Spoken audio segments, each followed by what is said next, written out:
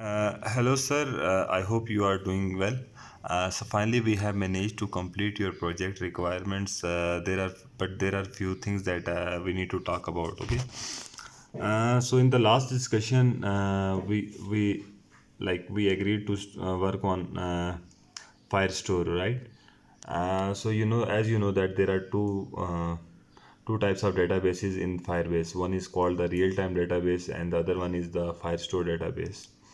Uh, when we started working on this one, we realized that we could use this database with the esp32, but the problem is that if you change some value here, for example, when you change the servo value or somehow you change the led status like on or off, the esp32 has to always check for the here like in http that we discussed before.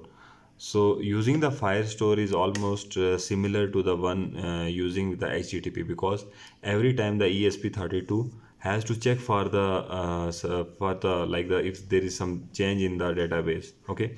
It doesn't have like any kind of callback, like if I change this led on to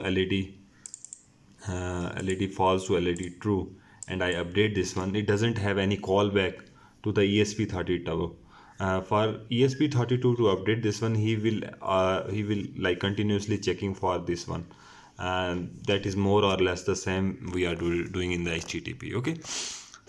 So what we did, but we shifted the same project to the real-time database. Okay, so we used instead of using Firestore, we are using the real-time database. Okay, now here we have created the same database in our setup. Okay, so we have created an ID, for example, that is 12345 6. Okay, and then we have device on, like this is password, and then led is on or true or false. Okay, so now the thing is, like, imagine like we have this esp32 here. Okay, and we are using the built-in led, this blue one. Okay, so if anyhow if I change this to off, just make it off.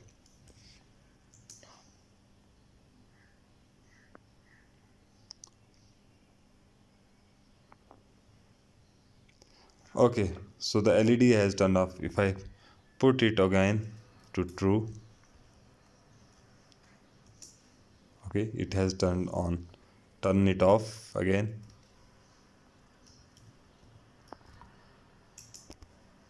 So as soon as you make an update on the database, it quickly, like the esp32 quickly gets updated, so it doesn't have to always check for the status, like no, like every time the http gets status. Okay, now we will go to the servo motor. Okay, so just provide the angles, enter karo. Okay, so provide an angle of 0. It's a 0 angle here. Okay, so if I put somehow 120, it went to 120 quickly. Okay, change the angle again to 0. Now go to 180. 180. Okay, and if I go in between like 70. So this is how it's working on with the real-time database. Okay, the other part was to have like the